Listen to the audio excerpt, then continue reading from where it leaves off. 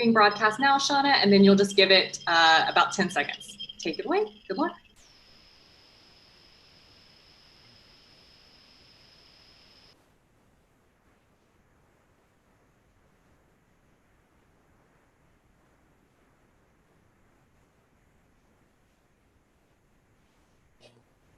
Right.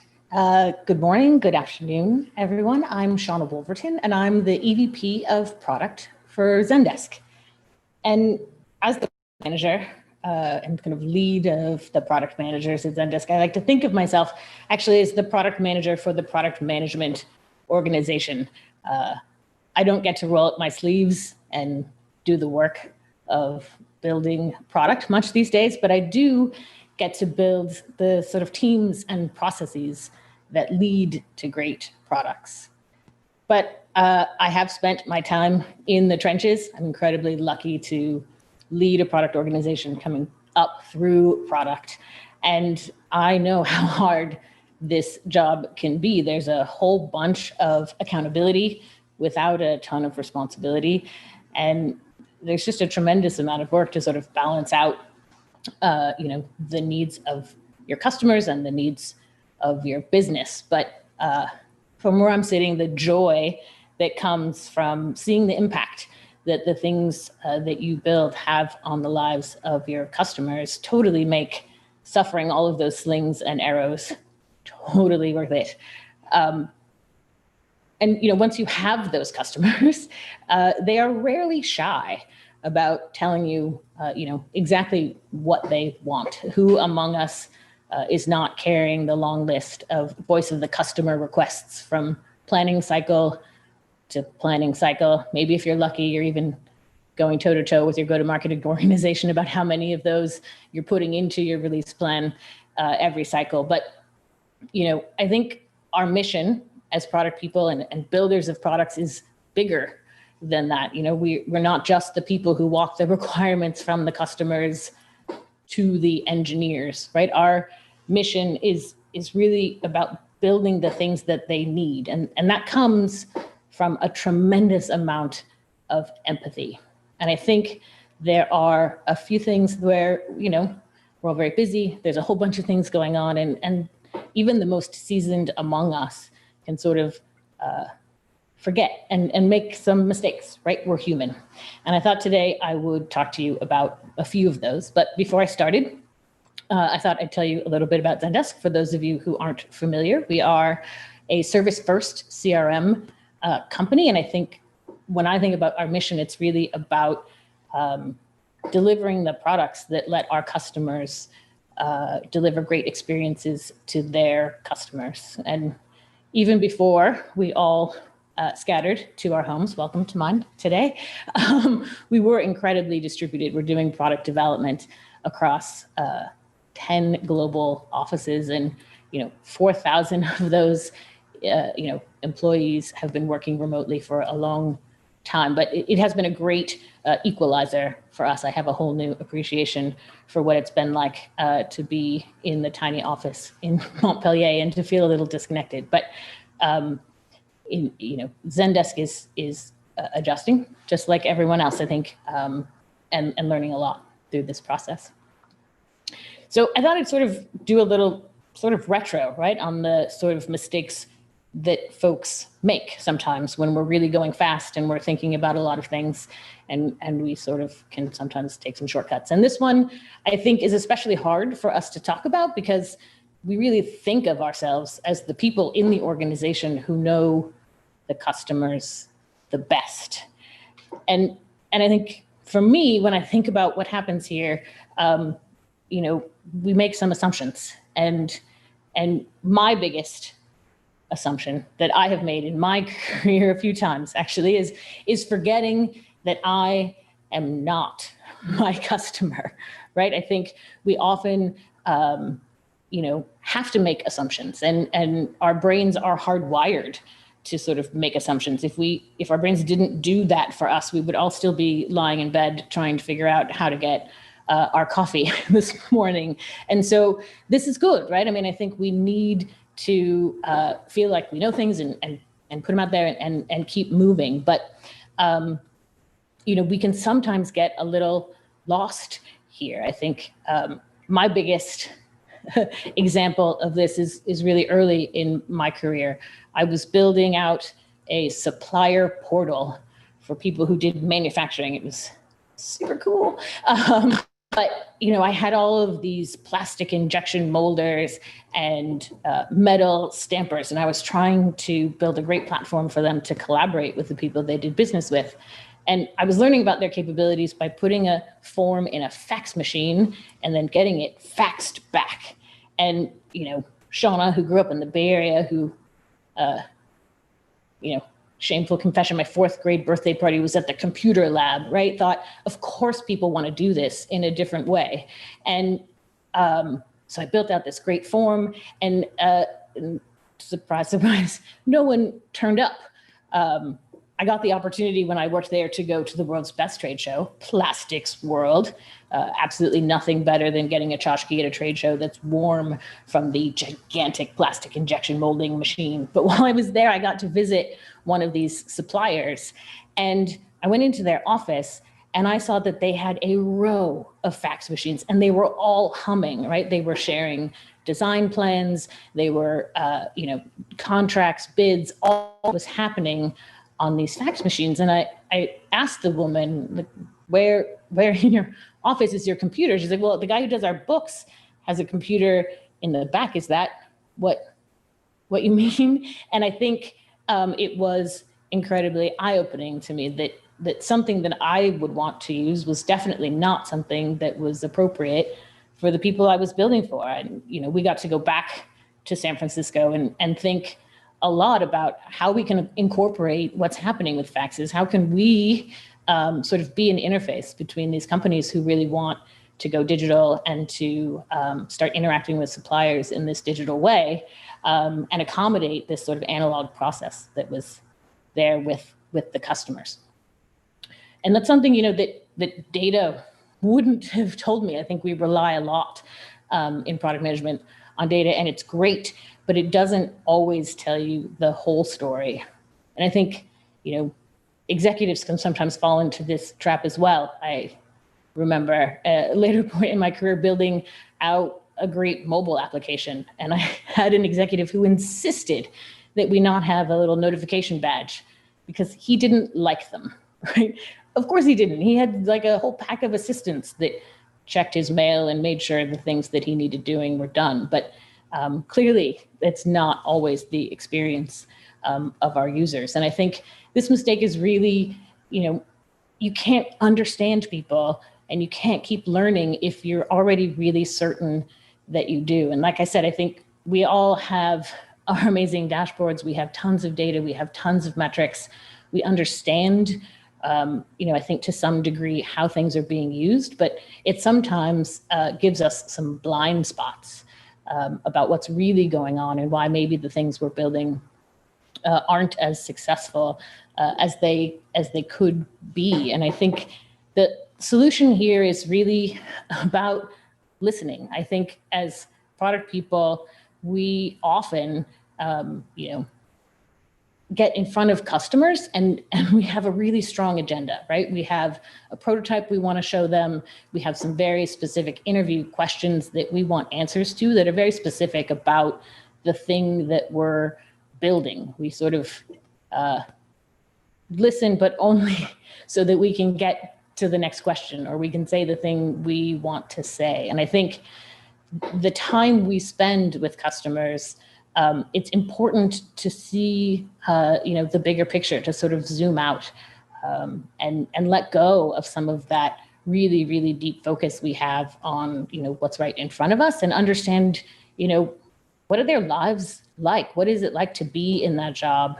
And, shadowing does this to some extent, but even then you sort of miss the forest for the trees. What is their commute like? What are the kinds of things that, they might be able to do because they have a coffee break every morning and they stand in line at Starbucks? And is there a set of things you can do when you sort of know a bigger picture about the lives and experiences of the customers that you have?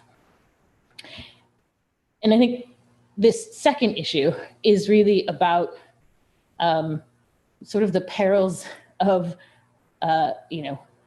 homogeny. And I think we also, in this way, are sort of hardwired to really talk to the people that we know and who are like us, right? I think, we hire the people we went to school with or that we had, we knew from other jobs. We talk to friends of friends.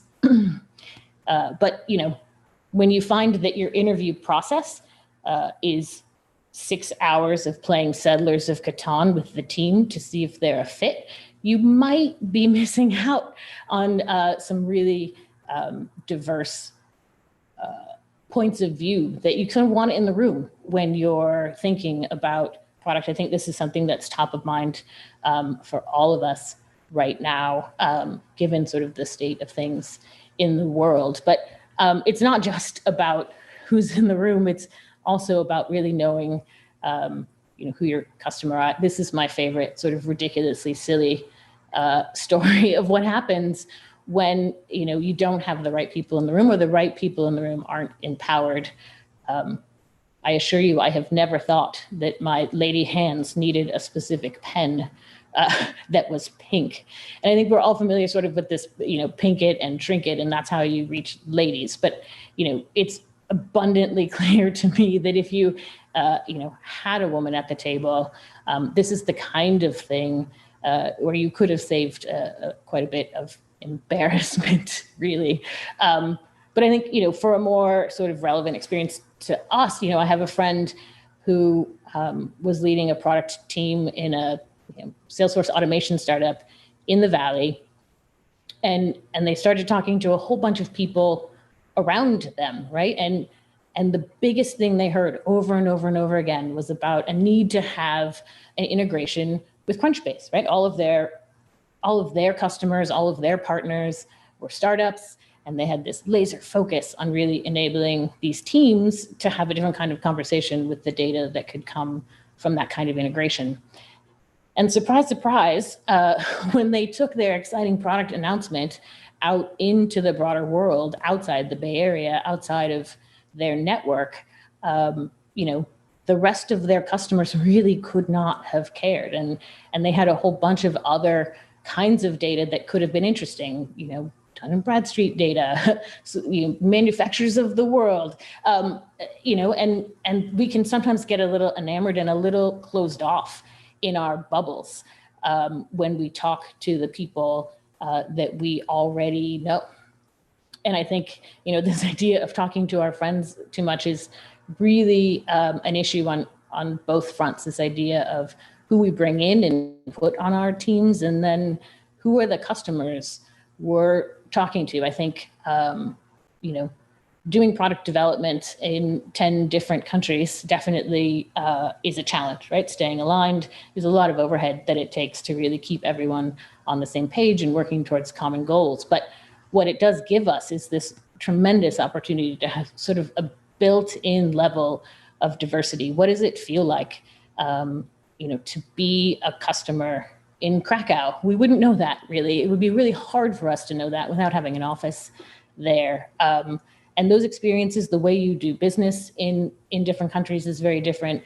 And it's been tremendous for us to be able to use the sort of network that we have internally to really help us build products that are appropriate in a bigger, wider world.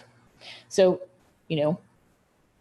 this slide, I made it in the before times. So clearly we can't literally get out anymore. We're more like in the Get Out horror movie, but here we are, right? And I think it's a matter of us virtually getting out, and I'm not going to say there's the silver lining to any of this. It's gross, but I think there are some opportunities here, and it's natural. Now, I think we used to just sort of say, oh, I have to go get on a plane and I have to go visit those places to really understand. And now that we're all sort of sitting here staring into the void, it gives us a chance to really broaden our networks, right? We can reach out to more people. We can do the research to figure out who the people are we can talk to and who are the people that we can recruit now, right? I mean, we've all adjusted very, very quickly to remote work and to be able to leverage that to bring on a different kind of staff, to recruit people from different geographies, to bring that different kind of viewpoint of the world to the table when you're building things. And then as well as finding a whole new diverse set of customers to talk to. I think we all have the sort of people on speed dial that when we need quick feedback, we know them. They're the customers we always talk to. They're the colleagues who give us feedback. And it's a great time now to really rethink some of those relationships and look and do the work of kind of finding a new batch of folks to talk to, because we all know that having a diverse set of viewpoints makes products better. And this one to me is really interesting, right? I think there is a dark corner of how we think about product development that is knowing when to let go. I think we spend a ton of time building new features, new products, and we're invested, right? Our ego is in there. We think it's the greatest thing that ever was, right? And sometimes it doesn't work, right? And it may not be any fault of our own. It's the wrong time. It's too early. It's too late. The world changed. I mean, if you had poured your life and soul into a great product for people who run events in late 2019, you'd be having a pretty rough time right now through no fault of your own. And so I think, we really, really want to be right. And it's really hard when we find out we maybe missed the mark. We had this problem as well, right? We knew that it was critical to a CRM portfolio to have really great analytics, and it needed to be something that we owned and that was part of our own portfolio. So we made a really great acquisition, a fantastic team. We get to go to Montpellier. We even, moved some of our San Francisco staff to Montpellier. They didn't complain too much. You wouldn't be surprised. But we toiled, right? We toiled for years, and we tried technological approaches, and we kept, they didn't show early signs of working, but we kept at it because we were too afraid to stop and to reassess, because so much time and energy had been sunk. Thankfully, finally, we had the courage. We took a step back, we redefined the problem, and we went at it again. And, I think stopping a thing isn't always forever, right? And you can try again. And we did. And the exciting thing is we launched our new analytics product, our sort of enterprise version, just last week. So sometimes it's not no or not never, it's just not now. And I think a lot of the hard part here is about knowing when to let go. We set up so many metrics when we start out about what success will look like. And we don't really sort of say, how will we know that we didn't quite get it right and it's time to stop. We have a whole, I'm sure all of us who run product can talk about a feature where a whole bunch of time was invested, and we were carrying it around a bit like a millstone, right? We got those first 5 customers, they were super excited, and then that curve started to drop off. And we have those 5 customers, and we're really optimistic and we're really hopeful, so we keep going. And that's an important, opportunity cost of a thing we're not working on otherwise. And so I really like to think that we need to have some new rituals here. I think, we have launch parties and we have cake and we toast each other and we celebrate the hell out of when things launch.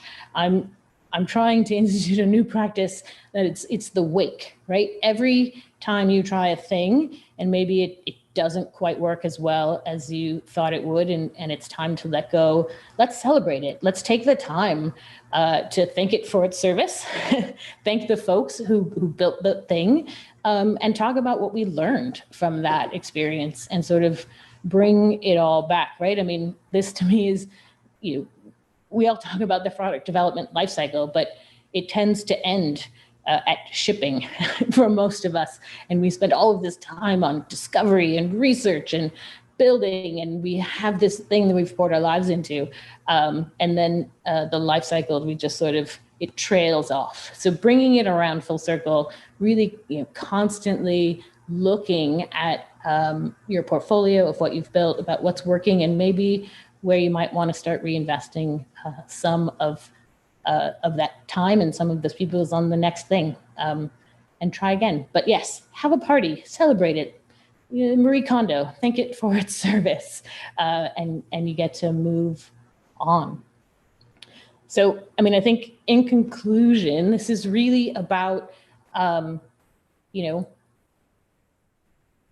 we're all doing some of these things, right, in some degree or not, and we can all make some incremental progress by investing a little bit in each one of these fronts. We have to listen to our customers and listen to hear them, not just listen so that we can get validation on the things we think we already know, and soliciting the people that aren't our usuals, right? It's so easy, we're so busy.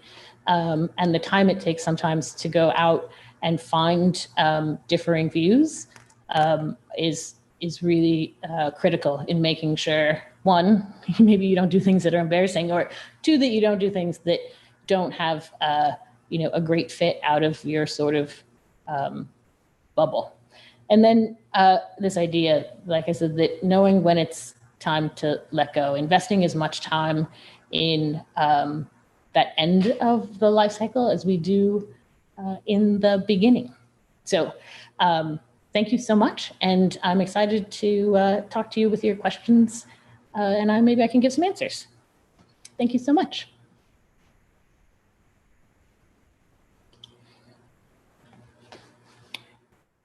So Q&A, ooh, already lots of questions.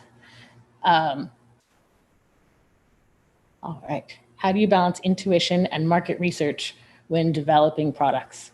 That is a great question. I think, I call the prioritization process of being a product manager sort of alchemy, right? I think there's a little bit of science, but so much of this is art and is to some degree intuition. And I think, like I said, if you're surrounding yourself with a really diverse set of people, you can sort of start training your gut on when you think you're pretty certain about things, sort of in your guts, and when it's time to go out and do more research. I think I am always out in the world trying to understand the competition, the kind of, like I said, there is a very long list of things customers want.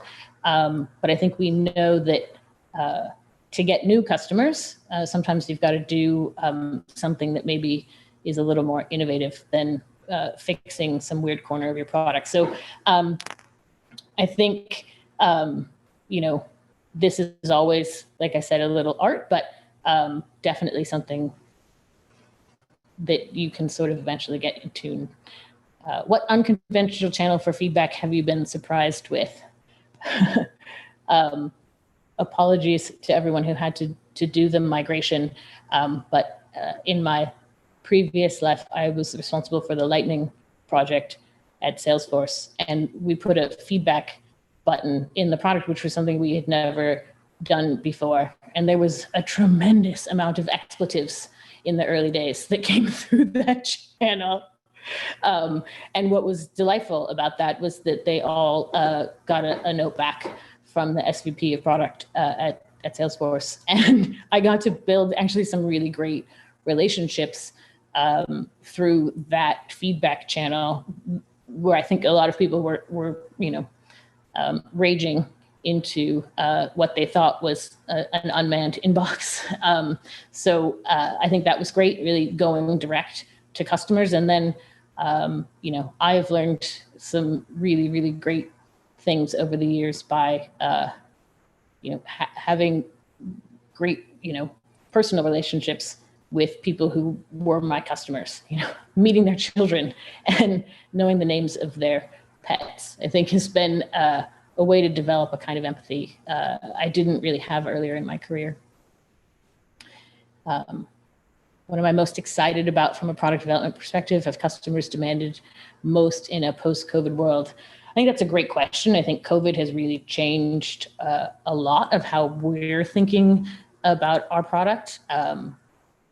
I think support teams have tended to sometimes be remote teams, but often they were remote together. One of my favorite stories from our own customer base is we called it the chat chopstick. And there was a whole group of people in the room. And when someone was feeling overwhelmed, they would raise up a chopstick with a big index card on it that said help. And so really rethinking and changing the prioritization of some things, the sort of understanding presence and routing, who's busy, who has capacity, what are the skills.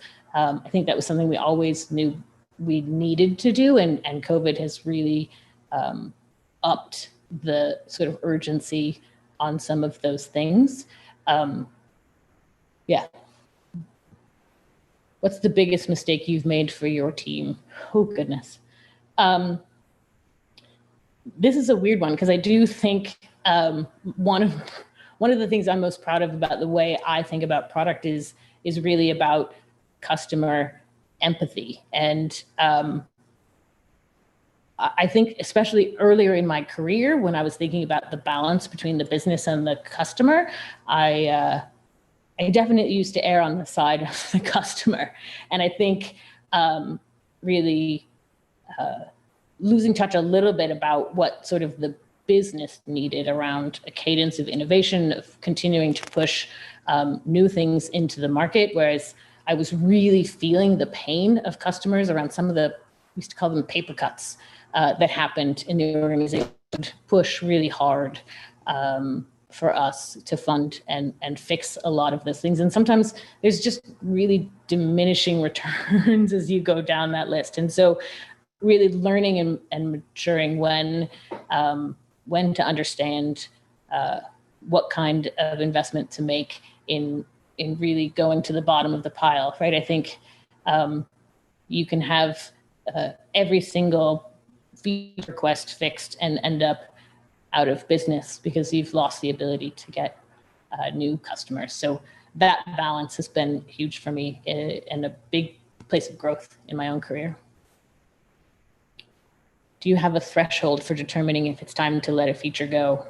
Yeah, I mean, I think it's a lot. There is utilization, but you can have, in my experience, you can have a product where you've got 10 customers who use the hell out of it, and it becomes a critical part of their business. So if you were just sort of looking at, the customers who bought it and how much are they using it, you'd miss a little bit that it's just not working for, there's just a whole bunch of customers who aren't using it. So I think it's about understanding how putting some thresholds on how much you're going to invest, both in time and in sort of marketing and sales resources to drive utilization. And I think it's about getting alignment across the business on what the goals are, and if we're not meeting them and you're not meeting them consistently, it's time to go. Again, this is not so much science, but I think it is important that when you start to sort of know what those to align and agree across the business that this is a thing we're launching. Every launch is an experiment and an opportunity for us to learn. And part of some experiments is that you get the data and it didn't work. I used to think I was going to go into the sciences and I was going to be in pharmaceutical research. And I learned that it can take 10 years to get that kind of feedback. Software is amazing. I'm so glad that career choice went sideways.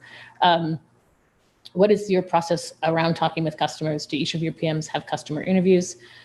Who else is interviewing customers? We're lucky enough to have a really lovely research department, and in scaling them, what we're doing is having them sort of train all of our PMs how to be better customer interviewers, and oftentimes we get to kind of do that together, where research and PMs go out and have customer interviews. But more and more, we are finding that our PMs are getting trained to have those conversations themselves. And I think one of the things I want to bring into my organization, I haven't yet, but it was a great thing I heard from another product manager. They actually took headcount and they hired onto the product team a research coordinator. And it was someone who owned helping customers get a whole set of helping our PMs get a interview set up with customers, which is a huge multiplier. It's, I think, a thing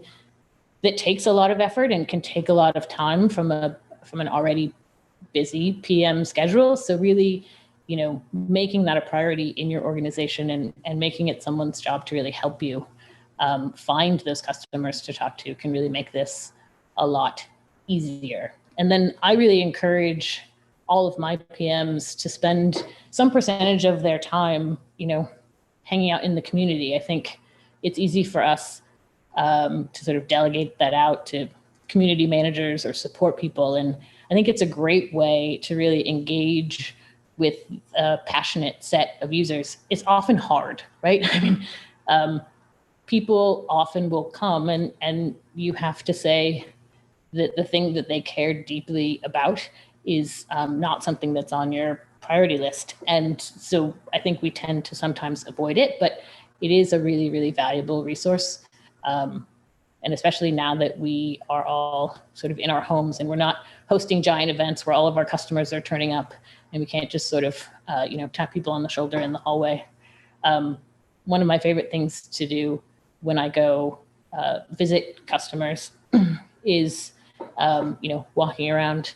If I see the product in use, I'll almost always stop and talk to someone in the organization. And I ask them to tell me what they dislike the most.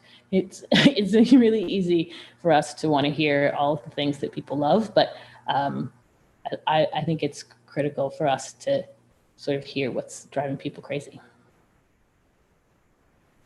Can you give more advice on how to incorporate these learnings into your product team and processes? Absolutely. So one of the things I've instituted on my team is that when we talk to customers, you write it up and you share that. And I think making sure that you're not hoarding the information that you learn about your customers is really important, and exposing more of your team. I mean, I think, in any product management organization, you have people who are junior who probably aren't,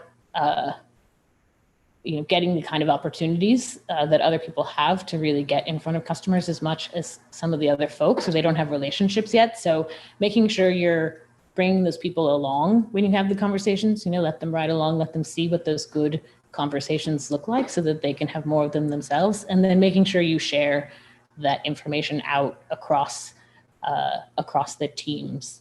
I'm also excited. We have a whole process where customers come in and we interview them actually in front of the whole company. So it's not just product people who are hearing from our customers, but the whole organization can really hear sort of the good, the bad, and the ugly of what it's like to be a Zendesk customer.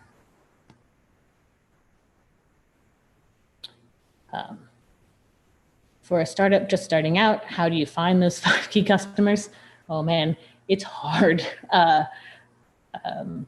I've been lucky at Zendesk, clearly, where we had some good customers already. But I spent, I call it my year in space, working in a new space startup. And it was really about trying to find product market fit outside of the traditional buyers of data from space. Turns out governments really want it, but we were sure that there was a great democratization effort, and it took a tremendous amount of leveraging my networks to find people in industries who were willing to sort of talk to us. And, some of them were like, yeah, cool, but not ready. And so it really was a lot of trial and error, a lot of conversations to finally sort of stumble across the people who were willing to really partner with us in those early days to understand what was possible with the data that we had and what kinds of different things they could do. I mean, I think it's especially difficult when you're bringing a new capability to market that people really haven't thought of before. I think they didn't know they had a problem, and helping them find the ways in which the thing you're building can bring value. It's fun, frustrating, but I think it's just try again. And if you're finding more often than not that people sort of aren't really excited and those 5 customers are really hard to come by, then it might be time to rethink what it is you're working on. And then let's see. How do you get customers to talk to you? It's a good question. I think we all are very busy. I think, when in doubt, there's always bribes. I mean, I'm not opposed to starting out conversations with new people by offering gift cards for their time, or some kind of quid pro quo. I find that at least current customers, this is harder with prospects, but current customers really love feeling special. And if you can give them a sneak peek of your roadmap, if you can invite them in to talk about helping you shape that roadmap and making them feel part of your process, then they're going to be much more willing to talk to you. And like I said, whenever you can sort of get referrals outside of your own network and get the cred that comes sort of from someone else, sometimes those conversations are easy. But general curiosity, in my experience, people like to talk about themselves. So if you show up and ask people to talk about themselves rather than asking them to listen to you talk, you sometimes get people who are much more willing. How do you get management on board if they're not? Oh my gosh, isn't that, maybe that's my next talk. I think that is, to me, one of the most, one of the biggest challenges, right? You've got a pile of data, you've done a bunch of customer interviews, you're super excited, and your boss is like, yeah, I don't know. So I think in those cases, sometimes it's a matter of, getting that usage data, quotes. I mean, customer quotes to me are one of the most valuable pieces of information. If you can get someone to tell you how excited and the impact that this would have on their business, they can be very persuasive. And then sometimes it's just a matter of like, well, okay, don't let, I will scrap this together with the resources I have. You don't have to fund it, but I'm going to do this experiment. And then letting the sort of success or failure of that experiment speak for itself. It's tricky though. I mean, there's plenty of times, in my own career where there's been a no that didn't, that I couldn't overcome. And again, I think it's another place where sometimes it's not no forever. I am a firm believer in persistence. Quite a few of my successes in my career were continuing to pitch the things that people had previously said no to. You can wear them down. It's worked for me. And then how long does it take to make a PO move to a PM role? How do you manage that? I think this is really, company specific. I think a lot of cultures are really different. The role of the product owner, sort of managing that day-to-day Scrum team to PM, where you're really thinking more about the business, maybe thinking more outbound. They're really different jobs. And I think we tend to get lazy and sort of dump them all into the same job category. So I think if you're a PO and you want to be a PM, it's really about getting those opportunities to do those ride-alongs, right? Talking to engineers about story points and schedules is very different than having strategic conversations with customers about the value you're delivering. So, make sure that you are in a place where the opportunities for you to shadow PMs are there. And then I think in some ways, just start doing the job, right? I think people who sometimes get really up into the day-to-day of product ownership, if they take a step back, it happened in my own organization. I challenged one of those people to, you're talking about resources, you're talking about all the things you want to do. Put it up in a deck, write it down, show up, present to me what your ideas are. And it was phenomenal. So I think, there is very little time in my career where just starting to do the job I wanted didn't at least move me forward a few steps. How do you best communicate that it's okay to fail for your team? Yeah, I think so much of this is about leading by example. And, we have a concept we call blameless accountability. I've worked in cultures that were fear-based, and those are places where it's really, really hard to fail, right? Where there's not a lot of psychological safety. So I think as leaders, it's really important to model behavior. So when someone shows you something, you are curious and you ask questions, and you're not, pooping on their exciting ideas. And when something doesn't go right, like I said, I think, what are the rituals you have around what happens when something fails, and how do we, I think, build out those cultures? Like I said, have a party. And when you have a party and you do a retro and you talk about what happened and you share those learnings across the organization in a way that doesn't, call out a product manager for being bad because the thing they built didn't work, then you can encourage and make everyone feel safe that that's a thing they can do as well. But yeah, it's so much about the culture that you have and what you celebrate, and how sort of blame happens. It's really a much better place to work when people feel supported instead of fearful. Can you give any tips to mitigate bias in user interviews?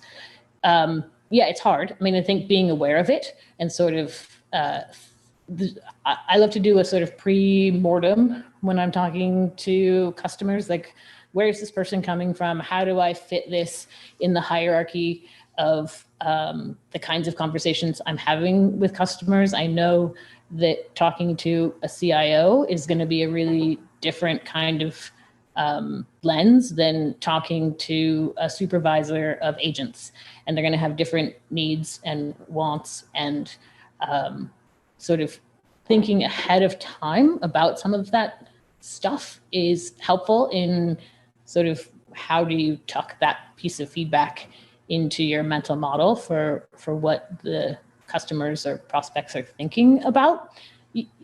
You're always going to have some amount of blind spots, and that's why I think talking to a really diverse group of people, I was talking to a lot of admins early. I had a platform product. I was talking to a whole bunch of admins, and they were giving me all kinds of great feedback. And I started working on this really great onboarding experience for all of these admins. And I went to an EBC, and it was a bunch of, IT folks from a bigger organization. And, I turned out I had a total blind spot for, I was imagining all these admins being scrappy and doing work all day. And in a bigger organization, right, they were program managers, and there were IT schedules, and there were ways in which change happened in the organization that, I had missed. So understanding your buyers, understanding your users, and understanding the sort of layer of people in between can really help you sort of round out the bias of any one person you talk to.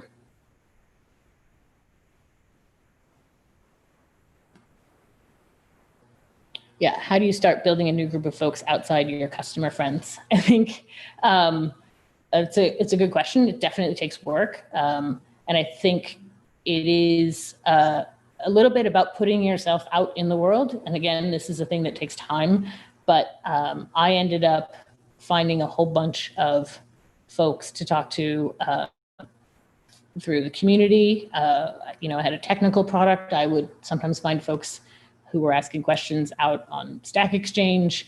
I definitely tend to put myself out on Twitter, and people can find you that way. So it's not always you having to go out and find them. I think if you put yourself out there and in a way that asks for that kind of feedback, you can find a whole bunch of new customer friends or strangers. But yes, always sort of, do you know anyone in this kind of company is a great way to leverage your existing network to get in sort of circles out from where you are. But I don't want to dismiss at all how hard it is, but I think it's infinitely worth doing. Let's see. At what point should the head of product stop working on the product itself and focus on the teams? That is a good question. I think it's the most interesting thing to me about technology careers, right? We start often as ICs and we have this job that we do and we get promoted into management jobs. And the new job bears so little resemblance to the old one. And I think it's human nature for us to sort of fall back and do the thing that's comfortable, the thing we know how to do, the thing that feels easy to us. Because, becoming a manager, becoming a leader of an organization, when that, we're not born knowing how to do that. So learning those skills is tough. And I think it probably depends on the size of the team. I mean, I have found as a head of product that I cannot also be a team, product manager. There's a weird power differential that comes into play when you're both the head of product and the product manager for some set of things that I think can really sometimes make people uncomfortable, or maybe even cloud the judgment of some people. They'll want to please you. They'll want to, and you might not get the straight scoop when you're still in the trenches doing the work. So I guess I would say, as soon as it is possible, heads of product should probably get out of the way.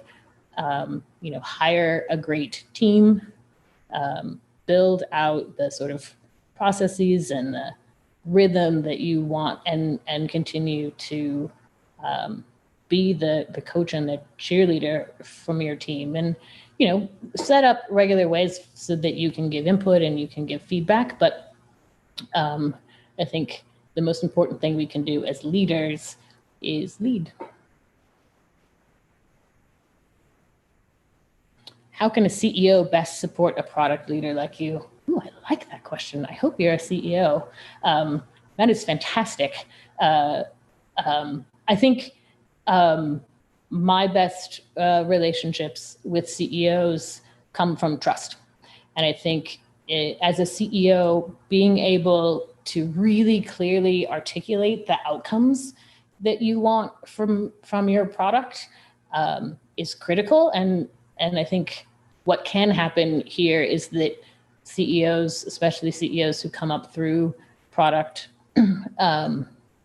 or were a founder who were kind of early and instrumental in the development of the product, it's hard to separate. And it's easy sometimes to sort of get down in the weeds and sort of air grievances. So I think it's about setting clear goals for outcomes of the product, and then trusting your product leader to execute against those outcomes. And that's where you can hold them accountable, and then figure out the sort of cadence that you want and the level of detail you're interested in. And we're more than happy to share that with you. What's the best training for people interested in moving into product management? That's a really good question. One of my favorite things about product management and product managers is that, it is not a trade, right? It's not a thing you really go to school to do. Did not have the product management Lego kit as a kid. And people bring and come to product management from a whole bunch of different disciplines. And I think it's what makes it so fascinating and so interesting to me.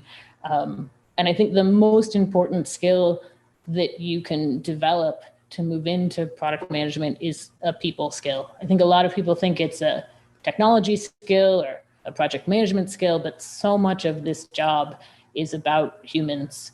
The customers who are the humans, the engineers who are the humans, your peers in go-to-market, and CEOs. You're sort of a little bit of a human switchboard in this job, and it's definitely not one for people who don't find people fascinating. And I think it's really easy for us to think, I have a massive subject matter expertise in area X, so I will make a great product manager. But really understanding that this job is so much about human interaction. So keep honing those skills and finding sort of, it's kind of corny, but like love. If you can find love for customers and the people you work for, then this is a job that even without a lot of skills, I think you can come into and do pretty well. And I think you have to have a fire burning in you for the thing that you product manage. Even if you're not the world's best expert, you have to love it, because it is a very, very hard job. I think a lot of people think it's some kind of like rock star position, and most of it is a little bit of a slog, and if everything goes perfect and you have a wildly successful product, there's like 1,000 other people you get to thank and give credit to for that. And when it goes horribly wrong, the buck stops with you. What is your top rule for prioritization of products or features? Number of customers, dollars, tickets? I think my number one prioritization rule is, I will admit I stole this one, but it's customer trust. And what are the things that we need to do to continue building trust with our customers? Because if you don't have the trust of your customers, then you don't end up having any. So, is this a thing, a bug, a feature, an incident that is going to, deteriorate trust if we don't invest in it? And that's sort of, I call that it's my 0 priority. It's cheating. I have a 1 to 10, but then I also have a 0. And then beyond that, I think it is very much about where you are in a stage of a company. I think there are times in a company when you have to invest higher in sort of keeping the customers you have. And then there's other times when you really have to focus on what are the sort of products and features you need to invest in to really capture market share and go out and grab new customers. So it's not a universal, outside of my priority 0, I think I adjust how we think about where we prioritize and where we invest based on sort of what stage we're on as a company. How do you gauge intensity of the different problems users are facing when doing research and using that to correctly prioritize product development? This is tricky, right? Because I think if one of your customers has a problem, it's going to be the biggest problem in the world. And I think understanding, someone asked earlier about bias and how do we, if every customer would tell you about things they want, things that bug them, and putting them, like I said, in that sort of mosaic you have of who the customers are. And, is this intensely awful for 20%, 80%?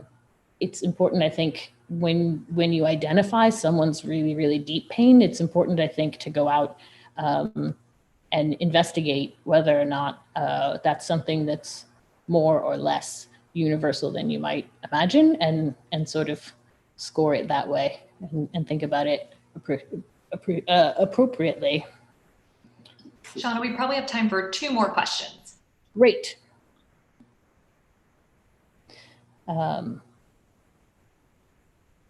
So I think there's one here about how much time I personally invest in talking to customers. I think I feel that there is never too much time I can spend talking to customers. I think of it as one of my primary jobs, is talking to customers and then connecting them to folks on my team who can have even deeper and more meaningful conversations with them. But I will never say that I'm always out in the organization looking for more opportunities to talk to customers. If it was, the majority of my job, I would think I was doing it properly. I think there is, and then bringing what I learned back into the organization and back into how I'm thinking about building the team and building the process that we have. It's a huge, critical part of my job. And to some degree, my directs as well also spend a lot of their time talking to customers. And the last one, I think, any advice on a fully remote product team? This is incredibly pertinent. I think we are all going through a massive transformation of this as well. I think it was painful before in a way that we sort of were able to ignore, and now we cannot. And for us, it's coming down to writing things down and having a clear sense of what things need to be written down. How do I write down things to start a project? How are things I'm writing down to communicate the status of projects when you're in a whole bunch of time zones and unable to sort of get together on a regular basis? Having artifacts that you can share is incredibly important. We're recording all of our meetings, so if you miss one, you can be there. And then to some degree, for all of the structure, I think it's really important to set up unstructured time. We have product cafes that